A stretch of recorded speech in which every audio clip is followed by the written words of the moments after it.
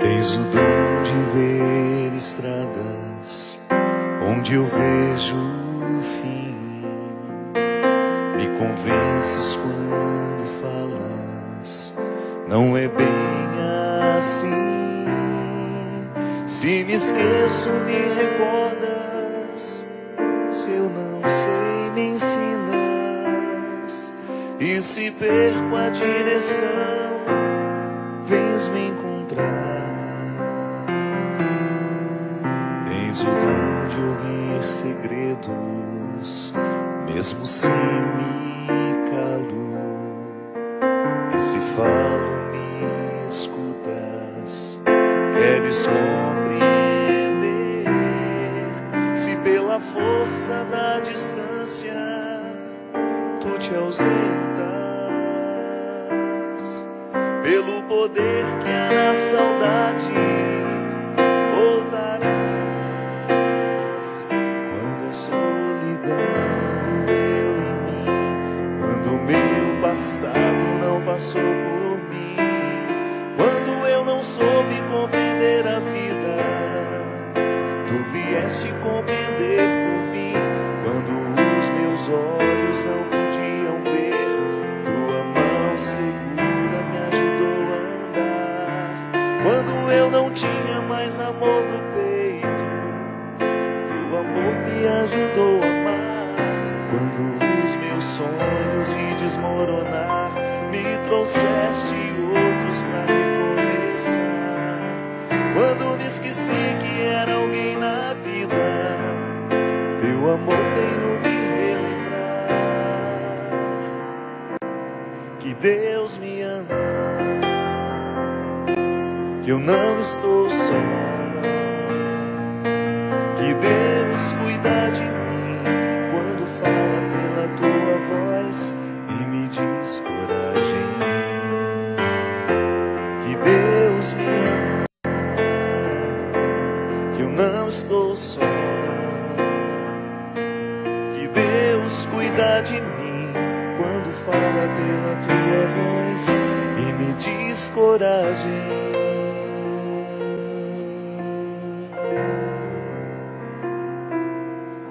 Tens o dom de ouvir segredos, mesmo se me calo. E se falo, me escutas. Queres compreender. Se pela força da distância tu te ausentas, pelo poder que há na saudade voltarás. Quando a solidão doeu em mim, quando o meu passado não passou por mim, quando eu não soube compreender a vida, tu vieste compreender por mim.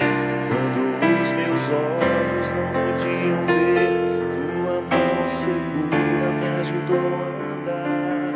Quando eu não tinha mais amor no peito, teu amor me ajudou a amar. Quando os meus sonhos de desmoronar, me trouxeste outros pra recomeçar.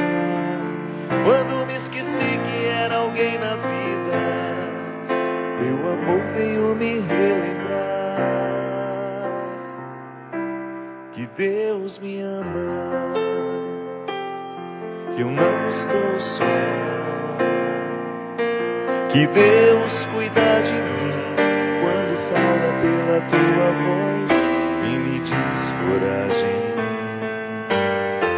Que Deus me ama, eu não estou só,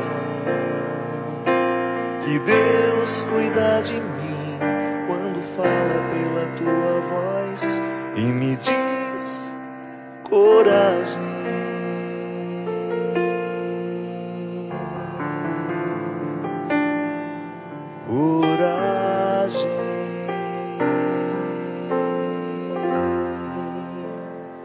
Muito boa noite, é com muita alegria que nós começamos hoje aqui ao vivo em Brasília, programa Direção Espiritual. Olha, eu cada vez mais estou convicto de que nós só podemos experimentar a sobrenaturalidade da vida depois de nós experimentarmos o que é natural. Não adianta você querer ensinar ao seu filho a fé no sobrenatural se você ainda não ensinou a ele a fé que perpassa as relações mais naturais da vida. Uma criança, por exemplo, quando está aprendendo a andar, ela exerce a fé natural de confiar naqueles braços que se estendem para ela no momento que ela está dando os primeiros passos. A gente sabe que se uma criança caminhar confiando que aqueles braços acolherão caso ela se desequilibre, a gente sabe que se essa criança for negligenciada por aquele que está amparando, deixando-a cair de propósito, vai causar uma marca, um trauma muito negativo na vida dessa criança, que às vezes leva uma vida inteira para tentar se refazer, ou então morre sem ter corrigido isso, né? Por que às vezes a gente não tem confiança nos outros? É porque confiança é um dom que se ensina. A gente não nasce confiando, a gente aprende. Eu gosto sempre da expressão, é a autoridade afetiva que alguém exerce sobre nós que nos dá garantia de confiança, ou que nos ensina o exercício da confiança. Então, se minha mãe confia em mim, se eu tenho autoridade afetiva sobre ela, nós fazemos uma experiência natural extremamente enriquecedora do ponto de vista humano. É assim quando nós temos bons amigos, é assim quando a gente tem bom pai, boa mãe, bons irmãos, bom marido, boa esposa, bom namorado, boa namorada, né? É assim quando o vínculo se estabelece a partir desse sólido território da confiança. É assim que a gente aprende a ter fé em Deus. Eu, muitas vezes, como líder religioso, encontro pessoas que são muito aptas ao sagrado, porque foram bem fundamentadas do ponto de vista humano. Elas conseguiram, foram felizes em nascerem em ambientes onde a confiança foi ensinada desde criança. Porque se isso nos é negligenciado, ficam lacunas dentro da nossa personalidade. E o que é a personalidade? É uma espécie de alicerce, né? Que nos sustenta como pessoas. Eu tenho a minha personalidade, o Davi. Boa noite, Davi. Muito obrigado pela sua presença. Davi está se dispondo a estar conosco aqui hoje. Davi tem a personalidade dele. Nós não somos iguais, porque nós somos feitos de estruturas diferentes. As influências que eu tive são muito diferentes. Pode ser até que a gente tenha coisas em comum. Basta a gente começar a conversar um pouquinho e a gente vai saber. Mas num primeiro momento, as personalidades são as mais diversas. Por quê? Nós somos o resultado de tudo aquilo que nos foi dado. Naturalmente, volto a dizer, tudo é muito natural. Às vezes nós queremos, por sermos religiosos demais, né, e humanos de menos, nós retiramos da dimensão humana da vida toda a dimensão natural que nos prepara para Deus. Eu fico pensando que na própria vida de Jesus há uma dimensão natural muito bonita de ser observada. Não pelas Escrituras, porque elas não nos contam.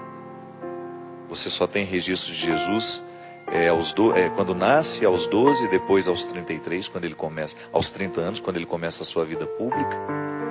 Mas se você for pensar que Jesus precisou dessa estrutura humana para ser quem ele foi. Ele é tão grande o que ele foi, que continua sendo entre nós, né? Ele é, ele foi, ele é e será.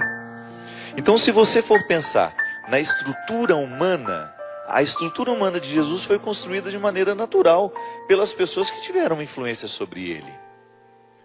Ou você acha que aquele homem teve coragem de morrer no Calvário, movido somente por forças sobrenaturais? Não acredito, não.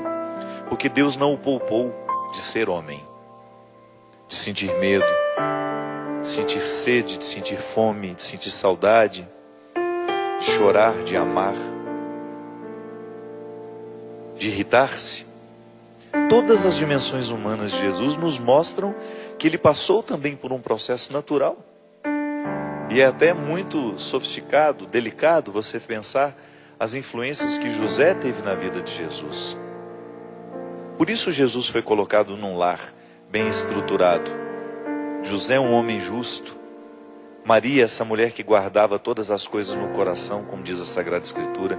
Essa frase diz muito para nós. Essa frase diz que Maria era uma mulher que saboreava a vida. E quem saboreia a vida, sabe fazer silêncio, sabe perceber a grandeza da existência, vive muito melhor. Então, nessa oportunidade que Maria teve de educar o Filho de Deus, de dar a ele elementos que lhe proporcionaram ter coragem para subir o Calvário. Você já pensou sobre isso? Um filho bem criado. Sim, Jesus foi um filho muito bem criado. Minha gente, toda vez que nós pensamos na nossa vida cristã, é natural que a gente pense todas essas influências ordinárias que nós sofremos no nosso dia a dia. E é por isso que nós precisamos ficar muito atentos a tudo aquilo que nos influencia. Porque isso pode fragilizar profundamente as estruturas da nossa personalidade. As dimensões naturais da minha vida, eu preciso passar tudo isso por um crivo, para eu ter condições, se aquilo que eu estou escolhendo para mim, me ajuda ou não a ser quem eu sou. Nós falamos na Festa da Misericórdia no domingo, aliás. Muito obrigado a todo o povo que veio até a Canção Nova participar deste momento tão especial para a fé cristã e para nós ali na Canção Nova. Lá nós falamos justamente disso, de que a primeira coisa que nós precisamos fazer para ter a misericórdia na nossa vida é expulsar do nosso coração as mágoas, os ressentimentos, porque senão nós nunca chegaremos a ser misericordiosos. Misericórdia é você ter condições de sentir com o outro. O meu coração sente com o seu. Isso é misericórdia. A pessoa misericordiosa é aquela que tem facilidade de perceber o sentimento do outro, de perceber o sofrimento e também de perceber a alegria, e viver em comunidade, em comunhão aquilo. Nós, nessa oportunidade que nós temos de absorver o mundo ao nosso redor, a gente pode absorver coisas ruins ou pode absorver coisas boas. Na própria experiência de conviver com quem a gente convive. Quem tem influência sobre nós? Quem no dia de hoje determina os nossos sentimentos? Isso é passar o nosso cristianismo pelo crivo. Isso é você pegar toda a dimensão sobrenatural da fé e aplicá-la com muita concretude. Porque um cristão que não reflete sobre as pessoas que exercem influência sobre ele, não está exercendo o seu cristianismo como pode. E é por isso que a gente compreende o cristianismo como uma amizade com Deus. Porque somente os amigos de verdade, somente as pessoas que nos amam verdadeiramente. E quando eu falo amigo, você inclui todos os parentescos, todos os vínculos que você pode ter na vida, que significam para você uma amizade. Sim, marido e mulher podem ser amigos, não tem nenhum problema. Preservam as atrações sexuais, né? O amor esponsal não termina, mas a amizade é um vínculo que não pode ser retirado. Meu pai continua sendo meu pai, mesmo eu sendo amigo dele. É tão interessante quando você identifica que aquele que te ama lhe faz conhecer o verdadeiro significado da amizade. Aquele que estabelece com você um vínculo amoroso, ele vai ter a oportunidade de ter acesso àquilo que você é. E a voz dele passa a ter autoridade afetiva sobre você. Você vai ouvi-lo, você vai querer saber o que ele diz sobre isso, sobre aquilo. E aí você vai fazendo uma experiência natural de confiar. Como um menino confia em outro menino. Eu acho que a nossa fé em Deus tem de ser assim. Confiar em Deus é a mesma coisa de ver um menino confiar no outro menino, sem reservas. Tornou-se amizade o cristianismo. Não tornou-se apenas uma atmosfera distante, uma religiosidade que não se aplica à vida, que não se transforma em espiritualidade. Não. É a experiência de confiar. Eu experimento Deus a partir dos meus relacionamentos humanos. Eu sei o que significa confiar em Deus, porque sou capaz de confiar em pessoas. Ah, padre, mas lá está dizendo na Sagrada Escritura que a nossa confiança tem que estar no Senhor, que nós não podemos colocar a nossa confiança nos humanos. Reinterprete o texto. A nossa confiança será sempre acima de toda a humanidade. Nós confiamos no Senhor, mas nós confiamos que Deus envia à nossa vida as pessoas que nos ajudarão no nosso processo humano. Inclusive estabelecendo uma confiança que a gente não compra nas prateleiras do supermercado. Ou você acha que eu confio em alguém da noite para o dia? Não. É vínculo estabelecido. Claro que às vezes você pode até, por uma proximidade, você aproxima aquele vínculo de confiança. Mas esse é o tempo que vai confirmar. Mas uma coisa é certa, é bom confiar. É bom ter vozes que nos amam, que nos abrem os caminhos, que nos retiram dos fossos das misérias, que nos salvam. Que às vezes nós ficamos pensando que a salvação é um dom que se aplica somente à eternidade. Não. A salvação depois da morte, esse é um mistério. A gente trabalha por ele, mas a gente não tem a compreensão exata do que é. Não passa pela nossa linguagem. Nós não conseguimos nem explicar o que significa essa confiança na eternidade. Agora uma coisa é certa. Eu tenho a oportunidade de ser salvo diariamente. Eu tenho pessoas que salvam a minha vida. Com uma palavra que me dizem, com um alerta que me fazem. Tudo porque existe confiança. O outro me diz, eu confio na palavra que me foi dita e vou agir a partir dela. Isso é acreditar em Deus, minha gente. Acreditar em Deus é você permitir essa confiança, que essa confiança se estabeleça. Porque aí você vai ouvir Deus em você. Você não precisa sair de casa para poder ter essa experiência com o Senhor. A gente sai de casa, a gente vai à igreja, é para ritualizar comunitariamente aquilo que nós já vivemos na intimidade. A igreja principal que você precisa frequentar não é de pedras. A igreja da sua salvação não é aquela de pedra lá da paróquia, não. A igreja da sua salvação é você. É aí que Deus habita. É neste território que você precisa mergulhar. Porque quanto mais o ser humano mergulha em si mesmo, maior é a capacidade que ele tem de ouvir a sua consciência. E a consciência é a voz de Deus por excelência. Se você me perguntar, Padre Fábio, como é que eu faço para saber se é vontade de Deus para a minha vida? É só você prestar atenção em você. É só você ter condições de olhar para aquilo que está diante de você como uma possibilidade, juntar as pedras do quebra-cabeça e ouvir pacientemente, não se apresse. A gente não precisa ficar apressado em tomar decisões. A gente tem o nosso tempo a favor, trabalhando a nosso favor. Claro que você não precisa esperar 10 anos para tomar uma decisão que você pode tomar em 2 dias.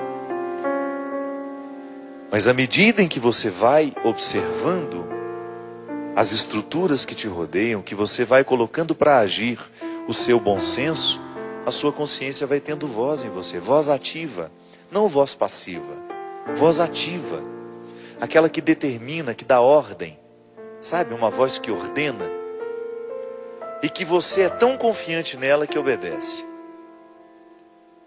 Ouvir Deus é assim, é eu prestar atenção na voz que fala em mim, e é claro, depois por precaução você partilha com as pessoas que você ama, e que você se sabe amada por elas. Porque essa voz geralmente é confirmada naqueles que nos amam. Eu confio em Deus e também confio em pessoas. É nessa junção que o meu cristianismo me torna possível. É nessa junção de duas realidades, natural e sobrenatural, que eu sou construído como pessoa diariamente, minha gente. E é tão bom a gente encarnar o discurso religioso, é tão bom a gente identificar que a religião que nós praticamos, ela tem tudo a ver com a nossa humanidade. Sim, eu quero Deus é para ser mais honesto. Eu quero Deus é para ser mais verdadeiro. Eu quero Deus na minha vida é para eu ser mais justo com as pessoas que estão ao meu redor. Eu quero Deus na minha vida é para eu ficar mais manso, menos irado. Eu quero Deus na minha vida é para não ser um poço de mágoas, um poço de ressentimentos. Eu quero Deus na minha vida é para eu ter condições de dividir com justiça aquilo que me foi dado. Eu quero ter Deus na minha vida é justamente para eu conseguir extirpar do meu coração todos os sentimentos mesquinhos que porventura me visitam ao longo do dia. Sim, o tempo todo nós estamos sendo visitados por sentimentos mesquinhos, de inveja. Quantas vezes eu sinto inveja do outro, mas não quero permitir que esse sentimento cresça dentro de mim. Quantas vezes sinto ódio, não quero que esse sentimento cresça dentro de mim. Por quê? Porque o meu cristianismo é uma realidade que trabalha diretamente as estruturas precárias da minha existência. A minha religiosidade é a minha terapia. É o lugar onde eu purifico os meus excessos. É o lugar onde eu percebo os meus erros, onde eu observo os meus equívocos. Porque às vezes, por não ter essa sensibilidade, eu começo a ter uma estrutura de vida totalmente contrária àquilo que eu sou, àquilo que eu pretendo. Porque me falta ouvir a voz da consciência. A gente tem um estilo de vida às vezes tão fútil, tão banal, que não sobra espaço para uma vida religiosa consistente. Sobra para a reprodução de ritos religiosos que nem repercutem dentro de nós. A pessoa vai à missa, a pessoa vai ao culto, ela participa do grupo de oração. Sim, mas o que tudo isso provocou nela? Ela tornou-se uma pessoa melhor depois de ter passado por tudo isso? Ela administrou melhor os seus ciúmes, as suas vaidades, as suas pretensões? Ela passou a tratar melhor as pessoas que convivem com ela? Ela passou a ser mais humilde? Passou a ser mais simples? Porque tudo isso nós só alcançamos à medida em que a gente é honesto, à medida em que a gente se escuta de verdade, à medida em que esse cristianismo consegue perpassar todas as dimensões naturais da nossa vida. Quando esse cristianismo deixa de ser uma atmosfera sobrenatural e passa a ser o lugar da nossa convivência. Eu experimento realidades místicas a partir de realidades humanas. Não posso viver de outro jeito. Não posso acreditar de outro jeito, porque até o Cristo passou por esse processo. Você acha que comigo vai ser diferente? Se Jesus precisou experimentar as realidades humanas, inclusive a crueza delas, a dureza delas, para ser o grande líder espiritual que ele foi no seu tempo, sim, um Deus encarnado sendo líder naquela época. Faltava àquelas pessoas a consciência de que Jesus era Deus encarnado. Essa consciência, ela é hoje, ela é para nós, para aqueles que viveram depois. Mas enquanto os fatos estavam se desenrolando, Jesus era apenas, para eles, era apenas um líder religioso, que eles observavam. É verdade, o que esse homem fala, o que esse homem prega, repercute na vida de quem escuta. Ele não ensina um Deus nas alturas, desprezando os humanos aqui embaixo. Muito bonito até, o primeiro milagre que Jesus realiza é multiplicar o vinho de uma festa. Não é curar um doente, não é ressuscitar um morto. O primeiro milagre que Jesus faz é ressuscitar a alegria. Encher as talhas de água, transformá-las em vinho. Isso é tão humano, minha gente. Isso é tão humano. Tomar um vinho com um amigo. A alegria que esse vinho pode trazer. A gente fica mais soltinho, né? Fala mais. Isso é tão humano. O que de místico existe nisso? E foi o primeiro milagre que Jesus fez. Ele devolveu a alegria a uma festa. Às vezes a gente só está necessitado desse milagre. Voltar a ter alegria na nossa festa. Ou então, voltar a ter festa na nossa vida. Voltar a tornar os nossos dias mais brilhantes, mais significativos. Mas isso não virá de maneira sobrenatural, viu? Isso virá no momento em que você tiver coragem de mexer nas estruturas dos seus dias. No momento em que você tiver coragem de mexer no seu caráter. Em que você renunciar até pessoas, situações que não facilitam o agir de Deus na sua história. É naturalmente que Deus nos salva. E quem sabe viver de forma natural a sua vida espiritual, a sua religiosidade, tem muito mais facilidade de compreender os mistérios da transcendência. Nós vamos para um rápido intervalo e a gente volta já já com o programa Direção Espiritual. Estamos de volta com o programa Direção Espiritual. Você viu que acabou de passar uma propaganda aí da Obra de Maria, convidando você a fazer uma viagem. Pois é, em parceria com a Canção Nova, a Obra de Maria realiza peregrinações pelo mundo todo, proporcionando ao peregrino uma bonita experiência de Deus a partir de lugares que são muito especiais à nossa fé. Em outubro, nós estamos já programando com muita antecedência para dar tempo de você tirar férias, de você se organizar, começar a fazer o pagamento, já que a Obra de Maria e a Canção Nova facilitam muito, inclusive até oferecendo $1 abaixo do mercado, para que você tenha condições de viajar, de realizar o seu sonho. E além de viajar, você ajuda a manter essa obra. A Obra de Maria, por exemplo, tem um trabalho lindíssimo de manutenção de obras em Moçambique e Angola, através das peregrinações. Então, toda vez que nós viajamos com eles, nós estamos contribuindo para que essas obras continuem acontecendo.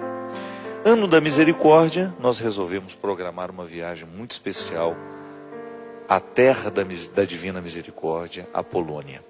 Mas nós não só passaremos na Polônia, como também iremos até a República Tcheca e também a Alemanha. Nós vamos sair no dia 18 de outubro. E essa viagem vai durar até o dia 30.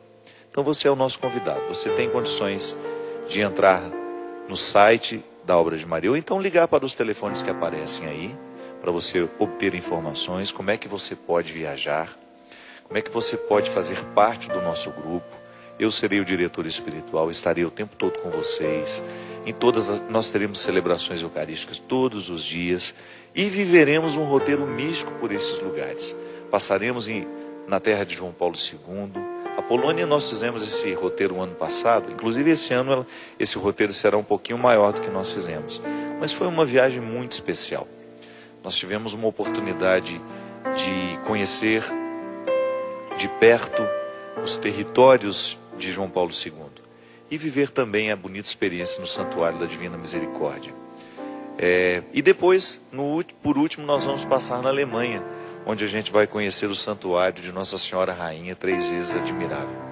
Nunca estive lá, vou ter a oportunidade de ir agora. Então, de 18 de outubro até o dia 30 ou 31, não sei. Então, você ligando lá, você vai obter essas informações. Você tem a oportunidade de viajar conosco e fazer desse tempo da misericórdia um tempo muito especial na sua vida.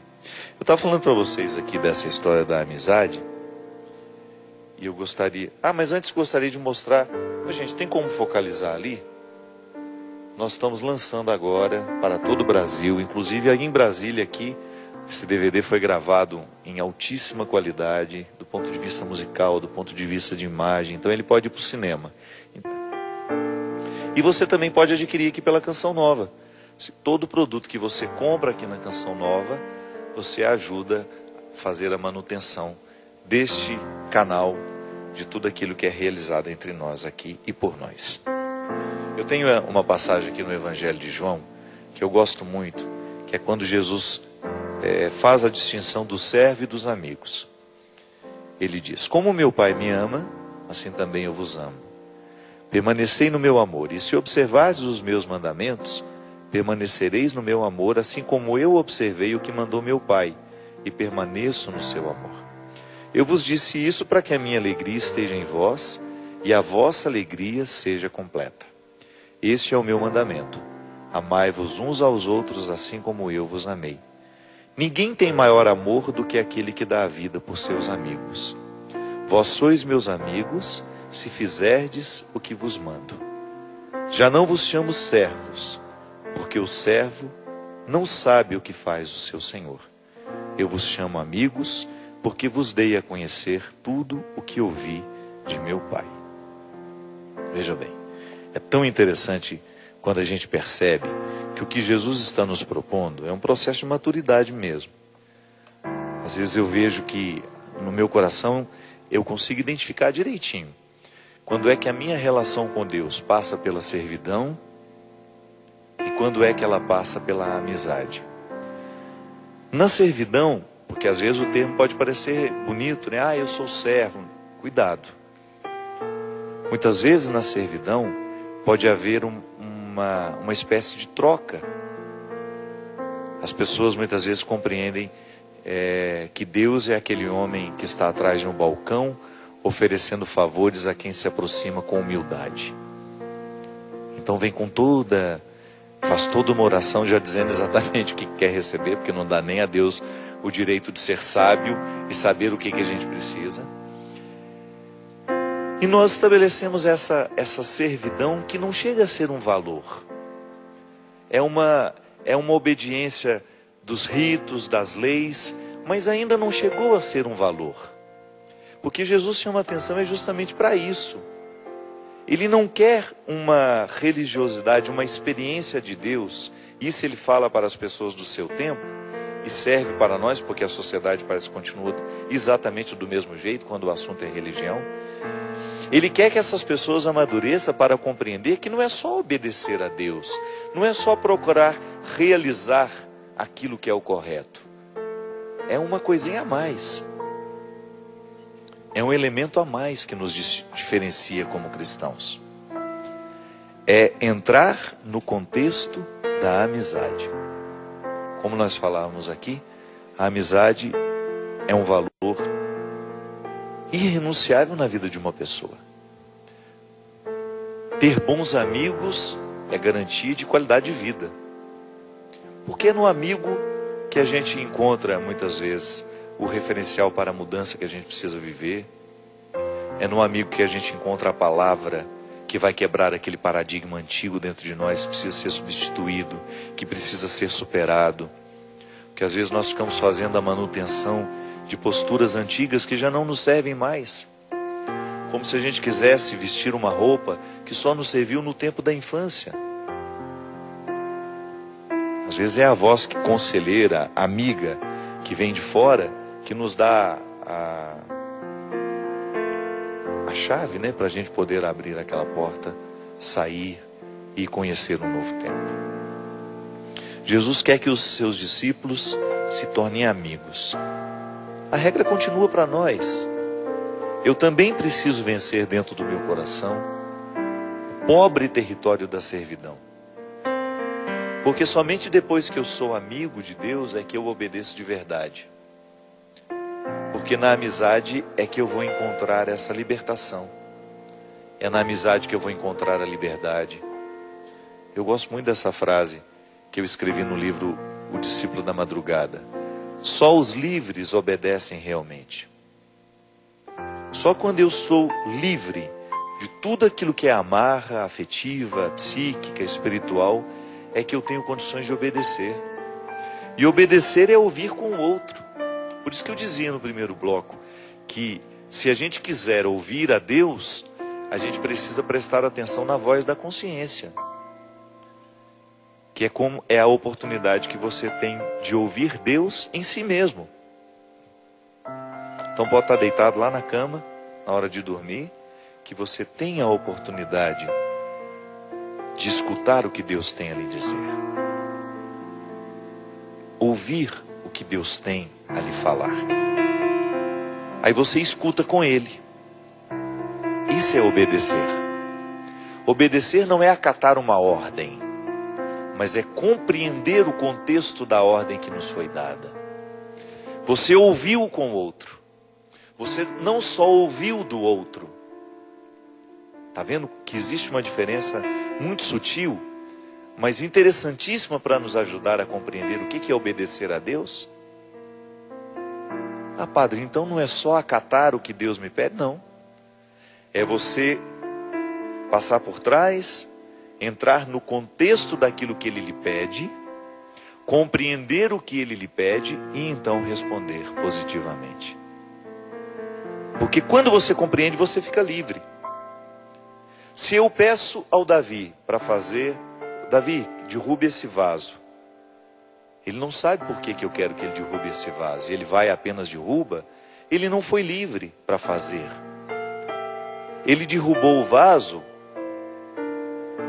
sem nenhuma liberdade, porque ele não estava por dentro dos motivos pelos quais eu pedi que ele derrubasse o vaso.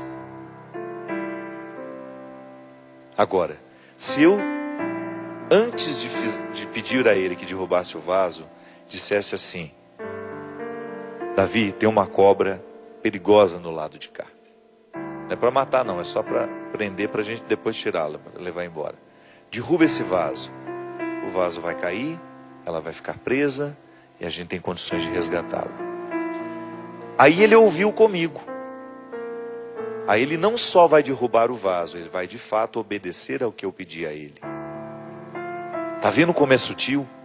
E às vezes no nosso cristianismo nós somos tão imaturos que a gente passa uma vida inteira na servidão e não na obediência.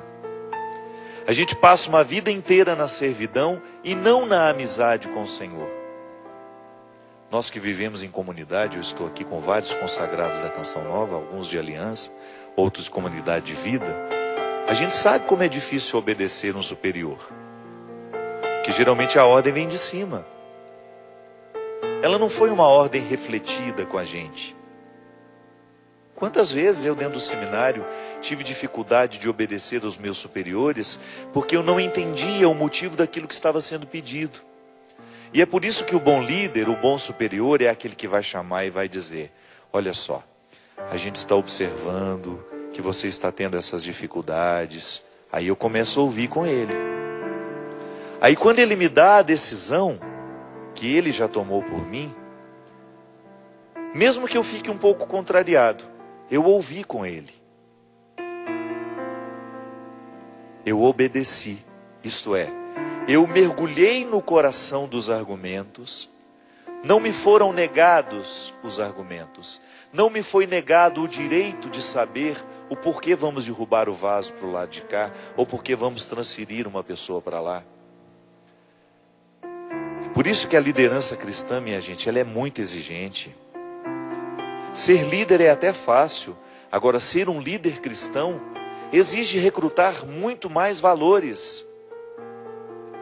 Inclusive de respeitar totalmente aquele que lhe é obediente. De você dar a ele um alimento saudável. Ou até mesmo aliviar o sofrimento que aquela obediência vai causar. Porque às vezes a obediência vai gerar sofrimento em nós. Jesus obedeceu indo ao Calvário e morrendo na cruz. Poderia muito bem ter saído correndo. Mas por que ele verdadeiramente obedeceu? Porque ele havia compreendido os motivos de estar ali. Ele ouviu com o Pai que não havia uma outra forma de sair dali. Ele honraria aquela palavra até o fim. Ele daria o sangue até o fim por aqueles que ele amou, pelos valores que ele lutou. Então ele obedeceu, de fato. Ele foi livre. Jesus não foi amarrado ao Calvário. Ele foi muito livre para ser o crucificado que hoje nós olhamos na cruz. Ele não foi um prisioneiro que foi amarrado, torturado, sem querer. É claro que se ele pudesse ter mudado o curso da história, ele mudaria, mas ele sabia que não havia o que fazer. Então ele aceitou a cruz porque ele já tinha escutado com o Pai que se ele retrocedesse, ele ia jogar por terra toda aquela verdade que ele havia ensinado. Se Jesus tivesse corrido da cruz, nós não estaríamos com essa Sagrada Escritura nas mãos e nem estaríamos com todo esse arsenal favorável à libertação humana. Nós não estaríamos com esse arsenal favorável de graças que não teríamos conhecido. É a obediência de Jesus, o ouvir com o Pai. Então quando eu quero ser um líder cristão, eu tenho que exercer a obediência da mesma forma. Tanto ajudando aquele que está debaixo da minha autoridade, quanto eu preciso obedecer a alguém também que está acima de mim. Obedecer é ouvir com o outro. O amigo é assim. Então tá bom, eu vou obedecer o que você está me dizendo. Mas por quê? Não é porque você está me dizendo e eu não entendi. É uma obediência cega. Não. É porque eu ouvi com você e eu entendi que isso que você está dizendo é melhor para mim. Aí a pessoa é livre. Ela não está fazendo apenas para agradar o outro. Ela está fazendo porque ela compreende a necessidade de realizar aquilo que a palavra diz, de transformar o que a palavra disse em atitude. Essa maturidade que nós precisamos alcançar. Lembra que no início do programa a gente dizia que nós precisamos aprender a confiar uns nos outros? Pois é, porque só quem confia obedece. Mas a confiança não cai sobre nós, ela não é uma chuva que chove sobre nós, não. Confiança é um trabalho diário. Para obedecer a Deus, eu preciso confiar nele. E para confiar nele, eu preciso conhecê-lo cada vez mais. Quanto mais eu conheço a Deus, maior é a minha facilidade de ouvir a voz dele aqui no meu ouvido. E ele não fala com aquela voz de pode falar, não. Fala comigo através de uma pessoa igual Davi. Fala comigo através da minha mãe. Fala comigo através dessa palavra. Fala comigo através de uma cena que eu vejo. Fala comigo através dos acontecimentos. A gente terminou a Semana Santa, né? Tantas coisas na simbologia da Semana Santa falam de Deus a nós, mas também algumas simbologias podem até confundir a nossa cabeça, né? Por exemplo, o sacrifício, eu sei que tem valor fazer sacrifício, mas o sacrifício só tem valor se for para educar a nossa vontade. Eu dei uma palestra outro dia, eu estava dizendo, durante a Semana Santa, na sexta-feira da Paixão então, eu não aguentava mais receber aquela foto. Quanto mais estragado estiver o Cristo, maior impacto causa, né? Aquele Cristo todo machucado, todo ensanguentado, e aquela frase culposa, foi por você. Isso é um perigo. Porque isso pode gerar uma teologia sem reflexão. Tá certo, foi por mim. Mas quando eu posto uma paisagem bonita, lindíssima, eu também posso escrever a mesma frase. Foi por você. Deus nos salva no sacrifício, mas também nos salva através das alegrias. É por isso que na Páscoa a gente se entope de chocolates. Tudo oferecendo a Deus. Olha, Senhor, a minha alegria é tanta e ela é toda para o Senhor. E pode ter certeza, da mesma maneira como Deus se alegra quando lhe vê disciplinado, perdendo a gordura saturada que você acumulou na sua cintura. Porque isso agrada um pai.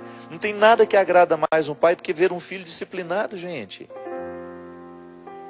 Ver você perder 10 centímetros de barriga, só numa quaresma, porque criou vergonha na cara e modificou a alimentação e parou de comer coisa estragada pelo dia a dia, fez uma alimentação, fez uma dieta. Todo pai fica feliz de ver o filho assim. Mas o pai também fica feliz de ver o filho se alegrar, dançando, de ver o filho frequentando um ambiente saudável, elevando uma taça de vinho sem ser viciado, e dizendo, Senhor, esse vinho aqui é em homenagem ao Senhor, que também tanto gostava de festa. Gostava tanto que fez a multiplicação do vinho na primeira que faltou. Então, foi por você, tem que ser ressignificado. Quanto mais eu conheço Deus, mais eu vou retirando Ele desses esconderijos estranhos que algumas pessoas fizeram para Ele. Tá certo? Vejo Deus no sacrifício da cruz e entendo, foi por mim, mas não me limito a dizer isso o tempo todo. Na Sexta-feira Santa aquilo foi me irritando tanto que me deu vontade de postar uma paisagem, um sol bonito e dizer, foi por você. Sim, ali também está a salvação manifestada. Quanto mais você escuta Deus, mais você vai se libertando dos preconceitos que você mesmo tem.